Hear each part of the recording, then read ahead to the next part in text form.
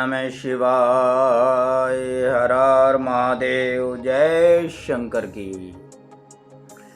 अनेक भक्तों को, तपस्वियों को, पूजा पाठियों को कहते हुए सुना है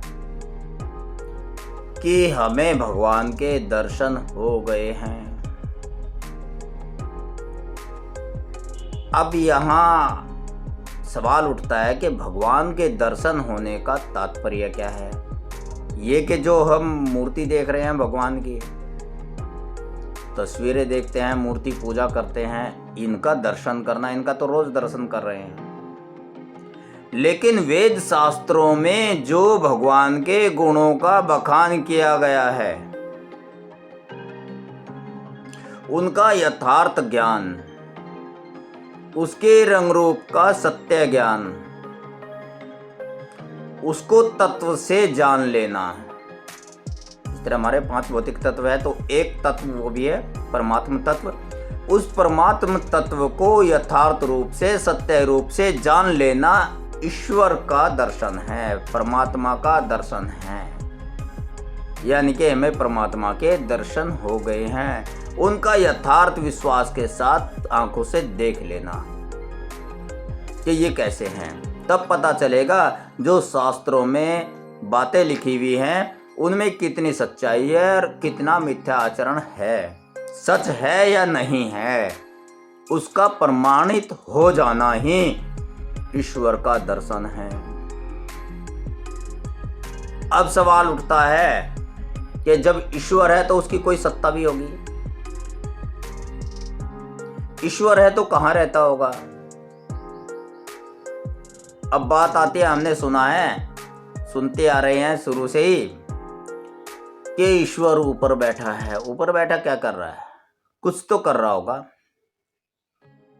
कर्मों का हिसाब किताब कर रहा होगा। कौन से कर्मों का? पिछले जन्मों का, इस जन्म का? ऐसी कुछ बातें मानस पटल पर सवाल बनकर उभरती है। इनका ही यथार्थ ज्ञान कर लेना कि इसमें कितनी सच्चाई है। सच्चाई उजागर हो जाना, आपके सामने प्रकटीकरण सच्चाई का हो जाना ही ईश्वर का दर्शन है। अब ये संसार जो चल रहा है, कुछ तो कहते हैं अपने आप ही चल रहा है, कुछ कहते हैं कोई सत्ता, कोई ताकत ऐसी है जो चला रही है, कुछ कहते हैं इसको परमात्मा चला रहा है। तो अब ईश्वर की सत्ता है, कोई ईश्वर है, कोई चीज है, कोई शक्ति है जो इस संसार को चला रही है। इसका क्या प्रमाण है, इसका क्या सबूत है?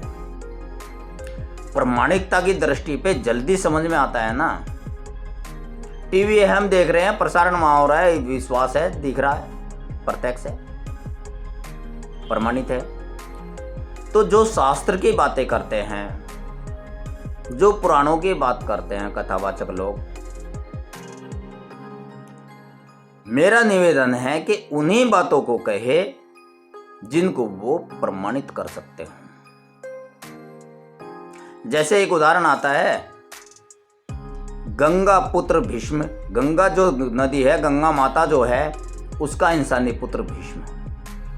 आजकल किसी के मानस पटल पे नहीं होगा कि गंगा नदी के, कोई भी नदी होगी हमारी पवित्र हो, कोई भी नदी हो, उसके इंसानी पुत्र पैदा हो सकता है क्या? प्रकृति के नियम के विरुद्ध लगता है। मैं उसके पुराणों का खंडन नहीं कर रहा हूँ, मैं उन कथाओं का खंडन नहीं कर रहा हूँ, मैं उस इतिहास का खंडन नहीं कर रहा हूँ जो लिख दिया, उन धार्मिक ग्रंथों का खंडन नहीं कर रहा हूँ। हो सकता है ऐसा हो, लेकिन इसका प्रमाण यदि कोई कथावाचक, कोई संत दे दे तो मैं उनको सत सत नमन करता हूँ। ऐसे सवाल कथावाचकों के सामने उठ जाएंगे, जिसको प्रमाणित नहीं कर सकते उसका बखान न करें, अपने तक रखें, नहीं तो भटक जाएंगे। आप अगर सही बात भी कर रहे हो और उसको प्रमाणित नहीं कर सके और उसका समर्थन आंख बंद करके कर रहे हो, अंधविश्वास कर रहे हो, और किसी ने सवाल उठा दिया किसी भक्त ने सवाल उठा दिया, प्रमाणित नहीं कर सके, तो आपके ज्ञान पर प्रश्न चिन्ह लग जाएगा। जब अपनी बात ही आप प्रमाणित नहीं कर सकते तो वो आपकी बात पर विश्वास कैसे करेगा। माना कि आप ज्ञानी हो, लेकिन प्रमाणित भी तो करना पड़ेगा। किसी ने सवाल कर लिया, उसका जवाब भी तो तर्क संगत देना पड़ेगा। तो इसलिए सवाल आता है, जिसको ईश्वर ईश्वर कह रहे हैं सारा जग, उस ईश्वर का, उस सत्ता का प्रमाण क्या है कि ईश्वर नाम की कोई चीज, कोई वस्तु संसार में रहती भी है। इसका प्रमाण क्या है? क्या यह केवल मानसिक भ्रम है? ये बहुत महत्वपूर्ण सवाल है। ऐसा उठ सकता है। बहुत सज्जनों ने, बहुत भक्तों ने मेरे से भी सवाल किया है, इसलिए जरूरत पड़ी है। 3 तरीके से, 3 भावों में इसका प्रमाण मिल जाएगा। प्रत्यक्ष प्रमाण, हवा चलती है, वृक्षों के पत्ते हिलते हैं, यह हवा कौन चला रहा है? कोई साइंटिस्ट, कोई वैज्ञानिक, कोई मशीन, कोई सांसारिक व्यक्ति यदि मौसम गर्म हो, हवा ना चल रही हो, तो हवा चलाकर दिखा दीजिए, चलेगी क्या? कौन चला रहा है? कोई तो है जो इसको चला रहा है, या कोई साइंस इसको चला सकती है। दूसरा प्रत्यक्ष उदाहरण, जब दांत नहीं थे दूध दिया। सुनना मेरी बात। दूसरा प्रमाण, जब दांत नहीं थे दूध दिया, जब दांत दिए तो अन्न दिया। एक स्त्री है, लड़की है, बड़ी होती है, उसके अंग पूर्ण विकसित हो जाते हैं शादी से पहले, लेकिन उसके स्तनों में दूध नहीं उतरता। कोई साइंस है, कोई मेडिकल साइंस में ऐसा नियम है, कोई दवाई है कि उस क्रिया के द्वारा बिन ब्याही लड़की यानी कि कुंवारी लड़की के स्तनों में दूध उतार दिया जाए? नहीं उतरेगा। उसकी शादी हो जाती है, क्या शादी के बाद उतर जाता है? नहीं। जब गर्भ में शिशु आ जाता है, गर्भाशय में शिशु आ जाता है, गर्भवती होती है, क्या तब दूध उतरता है? क्या कोई मेडिकल साइंस उतार सकती है?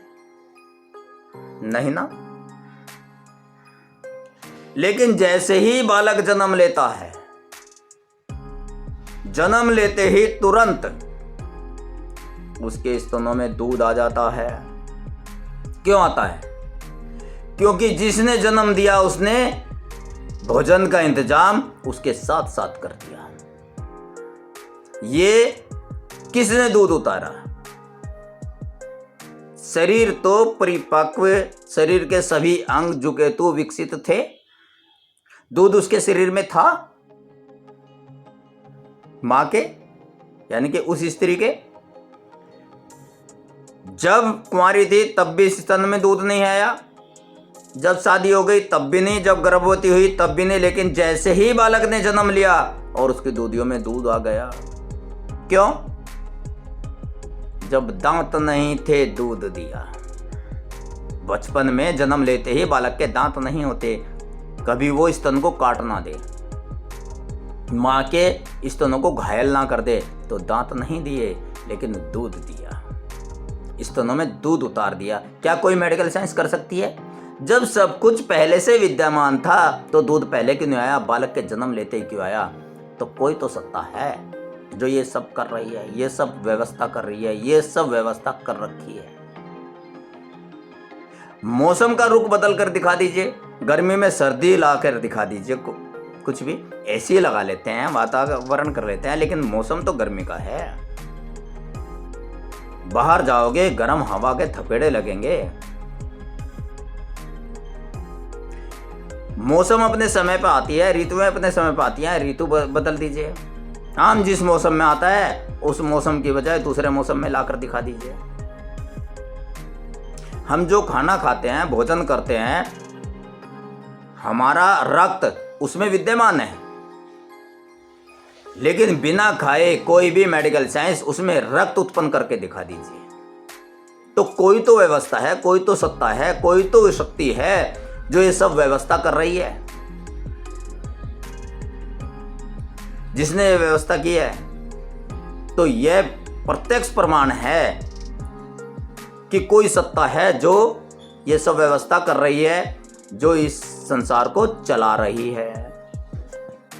अब दूसरा प्रमाण है शब्द।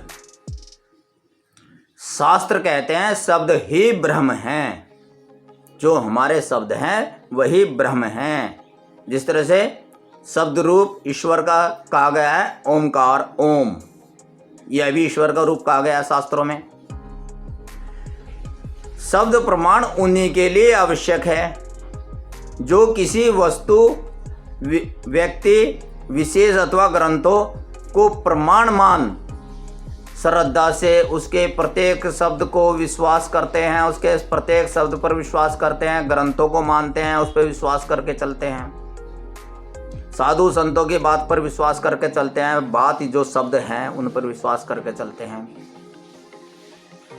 जिनके अंदर श्रद्धा और विश्वास की कमी है, जिनके अंदर श्रद्धा और विश्वास की कमी है, उनकी समझ में यह आ ही नहीं पाएगा। अब आप एक बात देखिए, ऐसी वाणी बोलिए, ऐसी वाणी बोलिए, मन का आपा खोए, ऐसी वाणी बोलिए, मन का आपा खोए, औरन को शीतल करे, आप हु शीतल होए कबीरा, आप हु शीतल होए। किसी के साथ मधुर वाणी बोलकर देख लीजिए, सटीक शब्द, व्यवस्थित शब्द बोल के देख लीजिए, तो मनमोहक होंगे। साधु सन्यासी कल्याण की बात कहते हैं तो उनके पीछे लग लेते हैं, उनको ईश्वर मान लेते हैं। तो शब्द ब्रह्म है। अगर कटु वचन बोलोगे, अश्रद्धेय वचन बोलोगे, तो मानव से दानव कहलाओगे और कोई भी आपकी श्रद्धा नहीं करेगा। तो ये वाणी भी आपके ब्रह्म है। यह भी दूसरा प्रमाण है। कौन जोड़ रहा है आपसे वाणी को?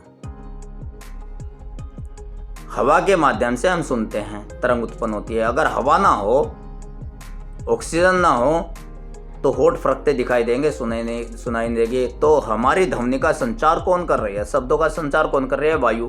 और इस वायु को कौन बनाता है? ऑक्सीजन की कमी अगर मौसम में हो जाएगी तो क्या कोई साइंस ऑक्सीजन उत्पन्न कर सकती है? नहीं। तो ये ऑक्सीजन उत्पन्न कर रहा है जिसमें ब्रह्म का यानी कि शब्दों का संचार हो रहा है, एक दूसरे से आवागमन हो रहा है, तरंगे एक दूसरे के पास जा रही हैं। ये कौन कर रहा है? हवा कौन चला रहा है? ये दूसरा प्रमाण है। तीसरा अनुमान। पशु भी आदमी के हाथ में, जानवर। देखो, एक पशु है, गाय भैंस कुछ भी, भैंस है, आपका कोई भी जानवर है, हाथ में डंडा लिया आपने, डंडा लेते ही वो दुबक जाएगा, यानी कि उसका भाव बदल जाएगा। वह भी अनुमान लगा लेता है कि अब उसकी पिटाई होने वाली है। उसे भी ज्ञान आभास हो जाता है कि डंडा मालिक के हाथ में है। आपने कुत्ता पाल रखा अपने घर में, कभी डंडा उठाकर देखो वो कैसे चुपचाप खिसक खिसक के आता है डर के आपके पास। तो वह भी अनुमान, पशु जानवर जो है वह भी अनुमान लगा लेता है कि अब पिटाई होने वाली है डंडा देखकर। तो अब इसको यहां ईश्वर से जोड़ते हैं। ज्योतिषाचार्य, अगर आप किसी के पास जाओगे, कुंडली दिखाओगे, तो वो आपके भविष्य को अनुमान की कसौटी पर बताता है। अनुमान बताता है वो कि ऐसा ग्रहों के चाल बता रही है तो ऐसा हो सकता है, तो वो कहता है ऐसा होगा, विश्वास के साथ कहता है। जबकि सात्विक भाषा यह है कि ऐसा हो सकता है, लेकिन वो उसको विश्वास के साथ कहता है कि ऐसा होगा, तेरे साथ ऐसा होने वाला है। अब उसकी वाणी झूठ और सच कब होगी? उसने अनुमान बताया, उसको झूठ भी कर सकते हो और सच भी कर सकते हो। अगर आप उस पर विश्वास कर लेते हो, तू राजा बनेगा और विश्वास कर लेते हो, तो तुम राजा बनकर रहोगे। उसके उपाय पर विश्वास कर लेते हो, चाहे उसने मन गढ़ंत बताया, चाहे उसने शास्त्रों के हिसाब से बताया। अगर उसने भविष्यवाणी आपकी कर दी अनुमानित ग्रह नक्षत्रों के आधार पर या किसी भी माध्यम से, और आप उस पर विश्वास कर लेते हो, तो वो उसका अनुमान सत्य हो जाता है। अगर विश्वास नहीं करते तो वो कुछ हद तक, आंशिक हद तक सच होगा, अन्यथा झूठ निकलेगा। तो आपके विश्वास को सत्य कौन कर रहा है? उसका तो अनुमान था, अनुमान को सत्य किसने किया? विश्वास गोस्वामी तुलसीदास जी ने रामचरितमानस में कहा कि ये विश्वास शिव है और श्रद्धा पार्वती। उस ज्योतिषाचार्य के प्रति आपकी श्रद्धा थी और उसके शब्दों पर आपको विश्वास हुआ, तो शिव पार्वती का मिलन हो गया श्रद्धा और विश्वास के साथ। और शिव पार्वती ने आशीर्वाद दे दिया, तथास्तु, जैसा तू सोच रहा है ऐसा ही हो। अगर आपने कहा है ज्योतिषाचार्य तो ऐसे बोलते हैं तथास्तु, ऐसा ही हो, तो आपको आभास भी नहीं होगा कि कब सच हो गया कब झूठ। लेकिन अगर आप उसकी ज्योतिषाचार्य की बात पर विश्वास कर लेते हो तो वो सत्य हो जाती है, और इस सत्य को करने वाला कोई सत्ता, कोई ईश्वर है, जो आपके विश्वास को सत्य कर देता है और जीत कर दिखाता है, सत्य की जीत करते हैं। सत्यमेव जयते, सत्यम शिवम सुंदरम, सत्यम शिवम सुंदरम, सत्य ही शिव है, शिव ही सुंदर है। तो आपके विश्वास को शिव सत्य कर देता है, ईश्वर सत्य कर देता है। तो ये 3 प्रमाण हैं कि ईश्वर की सत्ता है। पौधा लगाते हो, बीज बोते हो, बीज में हरा तत्व नहीं है, लेकिन पौधा हरा निकलता है, तो ये कौन करता है? कोई मेडिकल साइंस, कोई भी साइंस, कोई भौतिक साइंस, कोई भी यंत्र आपका अगर ऐसा प्रमाणित कर दे तो मान जाएंगे। कोई नहीं कर सकता। तो जिसको मनुष्य नहीं कर सकता, जो मनुष्य के हाथ में नहीं है और संसार में हो रहा है, यह कोई सत्ता है जो इसको कर रही है, और वो है ईश्वरीय सत्ता। इसलिए संशय न करें, जग को जगदीश चला रहा है। आत्मा, ये जीव संसार का अंश नहीं है, जग का अंश नहीं है, ये जगदीश का अंश है। ध्यान देना, जगदीश यानी कि जग का स्वामी। ये जग के स्वामी का, जो ये संसार है, इसके स्वामी का अंश है ये जीव। ये शरीर भी हमारा नहीं है, ईश्वर हमारा है और हम ईश्वर के हैं। ये शरीर संसार का, जगत का है, और जगत इसका है। जीव से कोई मतलब नहीं से भौतिक संसार को, उसे तो शरीर से प्रेम है। तो इसलिए ईश्वर कोई है, ईश्वर की कोई सत्ता है। अब कहते हैं कि जब ईश्वर की सत्ता है तो दिखाई क्यों नहीं देता? अब अपने मोबाइल को ले लीजिए। आपके मोबाइल में एक छोटी सी चिप है, मोबाइल में गाना बज रहा है, चिप में गाना है। चिप निकाल दोगे, मोबाइल में गाना नहीं बजेगा। नेट नहीं चलाओगे, नेट से गाना नहीं बजेगा। अब उस चिप में कहाँ गाना है, क्या आप दिखा सकते हो? चिप को तोड़ के दिखा सकते हो? कहीं दिखाई देगा? गाना तो चिप में है ना, आपके मेमोरी कार्ड में गाना तो है, तभी तो बज रहा है। क्या आप उसको दिखा सकते हो, निकाल सकते हो, निकाल के दिखा सकते हो? ऐसे जैसे कपड़ा दिखा देते हैं कि ये रहा कपड़ा भाई, गाना तो उसमें है, बज रहा है, महसूस कर रहे हो, सुन रहे हो, आनंद ले रहे हो, लेकिन गाना दिखाई नहीं देता, बजता हुआ सुनाई देता है। इसलिए ईश्वर की सत्ता प्रकृति में परिवर्तन लाती दिखाई देती है, लाती हुई महसूस देती है। जैसे स्त्री के स्तन में बच्चा पैदा होते ही दूध उतरता है, उससे पहले कोई साइंस नहीं उतार सकती। तो ऐसी कुछ क्रियाएं जो मानव नहीं कर सकता, तो वो ईश्वर कर रहा है, तो ऐसा होता दिखना ही ईश्वर की सत्ता है। विश्वास रखिए, जिस तरह गाना दिखाई नहीं देता, इस तरह जगत में जगदीश दिखाई नहीं देता। वो सूक्ष्म स्तर पर जाने पर, सूक्ष्मोत्तर अपने अंदर जाने पर, खुली आंख से देख नजर ना आए खेल दुनिया का। सुनना, खुली नजर से समझ ना आए खेल दुनिया का, तो बंद आंख से देख तमाशा दुनिया का। ये जगत की सारी क्रियाएं ईश्वर की सत्ता, जब आप अपने अंतःकरण में झांकोगे, क्योंकि परमात्मा अंदर बैठा है, ज्योति अंदर जल रही है, तब आपकी समझ में आएगा। ये समझ लीजिए। तो इसी के साथ आज की ज्ञान चर्चा को विराम देते हैं। घर में आप सुख शांति से रहो, आनंद से रहो, सदा खुश रहे, घर में सुख आनंद बना रहे, वंश वृद्धि, धन वृद्धि, जीवन यापन सुविधाओं के साथ होता रहे। ओम नमः शिवाय। हर हर महादेव। जय शंकर की।